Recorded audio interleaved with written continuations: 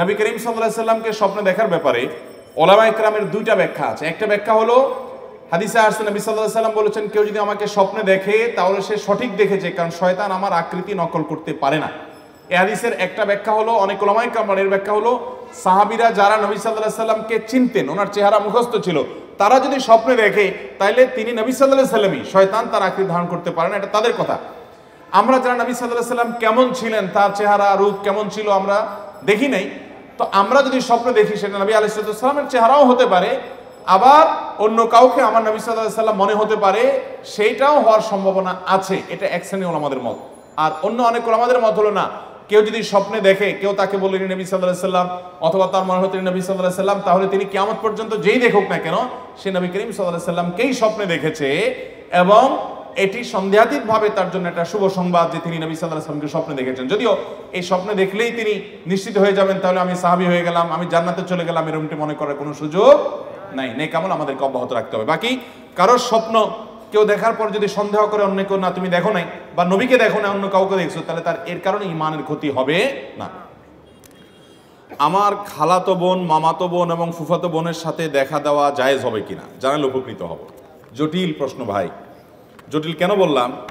খালাতো বোন, মামাতো বোন, ফুফাতো বোন, এদের সবার সাথে পর্দা করতে হবে, অথচ এদের সাথে পর্দা করাটা আমাদের সমাজের সবচেয়ে কঠিন কাজ, ঠিক না বলেন? ভাবির সাথে পর্দা করা সহজ না কঠিন? অথচ ভাবির সাথে পর্দা করা লাগবে কি লাগবে না?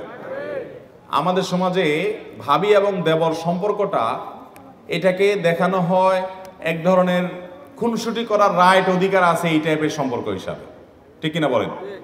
এই জন্য দেবর ভাবির খুনসুটি নিয়ে অনেক আপনার গল্প, মুখরোচক কথা, অনেক কিছু আমাদের সমাজে প্রচলিত আছে। অথচ নবী করিম সাল্লাল্লাহু আলাইহি সাল্লাম এই সম্পর্ক সম্পর্কে বলেছেন এটা হলো মৃত্যুর মতো, একে অন্য থেকে মৃত্যুকে যেরকম মানুষ ভয় পায় এরকম সাবধান থাকবে, এখানে অনেক বেশি রিস্ক আছে ফিতনায় পতিত হওয়ার। এই জন্য এখানে পর্দা আরো বেশি কড়াকড়িভাবে করতে হবে। খালাতো বোন, মামাতো বোন, ফুফাতো বোন ছোট থাকলে তো ভিন্ন কথা, কিন্তু যখন তারা পর্দার আওতায় চলে আসবে তখন তাদের সাথে অবশ্যই পর্দা মেনটেন করতে হবে। পর্দা মেনটেন না করার কারণে তলে তলে কত গুনাহ, কত অপরাধ, কত জেনা, কত সম্পর্ক নষ্ট হচ্ছে, কত জটিল পরিস্থিতি তৈরি হচ্ছে, আমরা সেটা অনেকেই জানি না। বিধায় এই খালাতো বোন, মামাতো বোন, ফুফাতো বোনের সাথে পর্দা করতে হবে। ঠিক একই কথায় বোনদের ক্ষেত্রে প্রযোজ্য, তারা তাদের খালাতো ভাই, মামাতো ভাই, ফুফাতো ভাইদের সাথে এবং এর সাথে চাচাতো ভাইও যোগ করেন, তাদের সাথেও পর্দা মেনটেন করতে হবে এবং তাদের সাথে দেখা দেওয়া জায়েজ হবে না। এরপর প্রশ্ন হলো, আমার শারীরিক অক্ষমতার জন্য ভালোবেসে বিয়ে করতে চাই, কিন্তু বাবা মা রাজি নন। তারা যার সাথে বিয়ে করাতে চায় তাদের আমি ভরসা করতে পারছি না, আমি কি বাবা মার অমতে বিয়ে করতে পারবো? সম্ভবত ভাই শারীরিকভাবে কোনো হয়তো তিনি বিকলাঙ্গ বা কোনো প্রকার মাজুর বা কোনো সমস্যা আছে, এই জন্য হয়তো তিনি সেরকম চিন্তা করছেন। যদি এরকম হয় তাহলে সেক্ষেত্রে বাবা মাকে আপনি বুঝিয়ে আপনার কথার পক্ষে আনার চেষ্টা করবেন। যদি তার বাবা মাকে সেটা আপনি করতে না পারেন, বোঝাতে না পারেন, অনেক বাবা মা আছে শুধু পয়সা ছাড়া আর কিচ্ছু চায় না। ছেলে চায় একটা দিনদার মেয়ে, মেয়ে চায় একটা দিনদার ছেলে, কিন্তু কপাল পোড়া বাপ মা ভালো ছেলে মেয়ে পাওয়ার পরেও কদর করে না, বরং তারা চায় কি? টাকা পয়সা। এই জন্য যে একটা কথা আছে না, যে আজকাল যত বিয়ে হয় মানুষের সাথে মানুষের বিয়ে হয় খুব কম, বেশিরভাগ হয় টাকার বস্তার সাথে ময়দার বস্তা।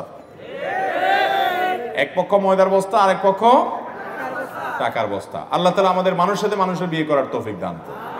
তো বাপ মারা যদি এরকম হয় তাহলে সেক্ষেত্রে তাদের কথা না মানার অধিকার বা রাইট আপনার থাকবে, কিন্তু পুরো বিষয়টা পর্যালোচনা করতে হবে যে কোন পর্যায়ে। এরপরে প্রশ্ন হলো, আমাকে প্রতিদিন ট্রেনে আমার দায়িত্ব পালন করতে হয়, যার কারণে আমাকে বিভিন্ন গন্তব্যে যেতে হয়, কখনো 300 মাইল বা কখনো 70 মাইল, 100 মাইল, 50 মাইল, সময়ের হিসাবে 2 দিন বা 3 দিন, কখনো 10-12 ঘন্টা। আমার ডিউটিকালীন অবস্থায় নামাজগুলো কি কসর হবে, আদায় করব নাকি পুরো নামাজ আদায় করব? আপনি যদি ডিউটির অংশ হিসাবেও থাকেন, অনেক ট্রাক ড্রাইভার ভাইরা আছেন, বাস ড্রাইভার ভাইরা আছেন, বা সাধারণ কোনো প্রাইভেট গাড়ি ড্রাইভার আছেন যে দূর দূরান্তে যান, তাহলে তারা এই জায়গাগুলোতে যথাসম্ভব যে এই জায়গাগুলোতে তারা সফরের নামাজ পড়বেন, অর্থাৎ কসর পড়বেন, যেহেতু তারা সফরে আছেন। যদিও তিনি ডিউটিতে আছেন, তারপর তিনি কি থাকছেন? কসরেই আছেন। বিদায় তিনি সফরে আছেন, সেজন্য কসরের নামাজ পড়বেন।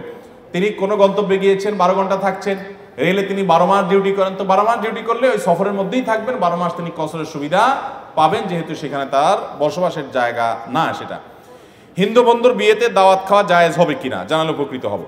হিন্দু বন্ধু তিনি যদি দাওয়াত দেয় আপনাকে, তাহলে সেক্ষেত্রে সাধারণ দাওয়াত খাওয়া যাবে, তাকে অন্তঃস্থল থেকে শিরক করে, সে আল্লাহকে বিশ্বাস করে না, সেই জায়গা থেকে আপনি সেই অবস্থানে তাকে আপনি রাখবেন না, কিন্তু তার সাথে সাধারণ সম্প্রীতি বজায় রাখা এবং আপনার সামাজিক অন্যান্য কর্মকাণ্ডগুলো করা, লেনদেন করা, এগুলো না জায়েজ নয়। ঠিক একইভাবে সে আপনাকে কোনো খাবার দিয়েছে, এটা খাওয়া আপনার জন্য জায়েজ হবে যদি খাবারটা হালাল হয়, আপনাকে কোনো উপহার দিয়েছে সেটা নেওয়া জায়েজ হবে আপনার জন্য যদি হালাল হয়।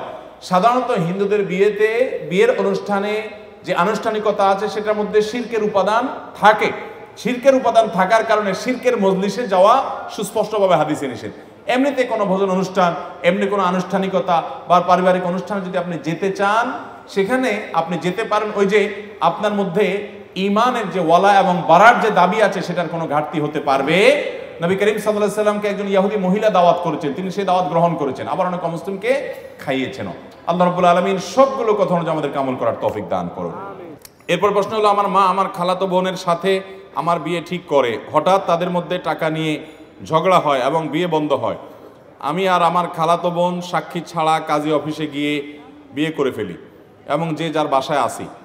এখন আমাদের সম্পর্ক কেউ মানছে না, আমাদের জোর করে অন্য জায়গায় বিয়ে দিতে চায়, বিয়ে না করলে জাহান্নামে যাওয়ার অভিশাপ দেয়, কাজীকে টাকা দিয়ে বিয়ে বাতিল করে।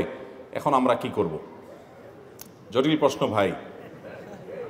খালাতো বোনের সাথে বিয়ে ঠিক হয়েছে, এর মধ্যে টাকা নিয়ে ঝগড়া হয়ে বিয়ে ভেঙে ফেলছে। ওই যে একটু আগে বললাম, বাবা মা বেশিরভাগ ক্ষেত্রে অনেক ফ্যামিলিতে দেখা যায় যে টাকা পয়সার হিসাব নিকাশের উপর ভিত্তি করে ছেলে মেয়েদের বিয়ে ঠিক করে।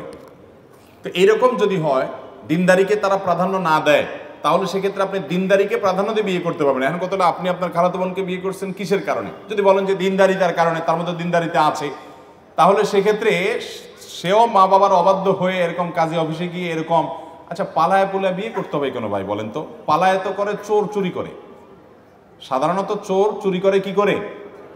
তো এখন বিয়েই যখন করতে হবে তো দুইজন মিলে পালায় যায়, এটা কেমন কথা? যথাসম্ভব অভিভাবকদেরকে সম্মত করে নিজের দাবি আদায় করার চেষ্টা করবেন। হ্যাঁ, এক্সেপশন হতে পারে যে অভিভাবকরা আমাকে যে পথে যেতে বলছেন সেখানে গেলে আমি আল্লাহর বিধান লঙ্ঘন করতে হবে, হারামে লিপ্ত হতে হবে, আমার ঈমান আমল নষ্ট হয়ে যাবে, তখন আপনি বিকল্প পথে যেতে পারেন। এই জন্য ইন্ডিভিজুয়াল এই সমস্ত কেসগুলো কোনো দক্ষ আলেমের সাথে দেখা করে বিস্তারিত বলে তারপরে পরামর্শ নেবেন। আমরা মৌলিক শুধুমাত্র নীতিমালা বললাম। আস-সুন্নাহ ফাউন্ডেশন, উম্মার স্বার্থে সুন্নাহর সাথে।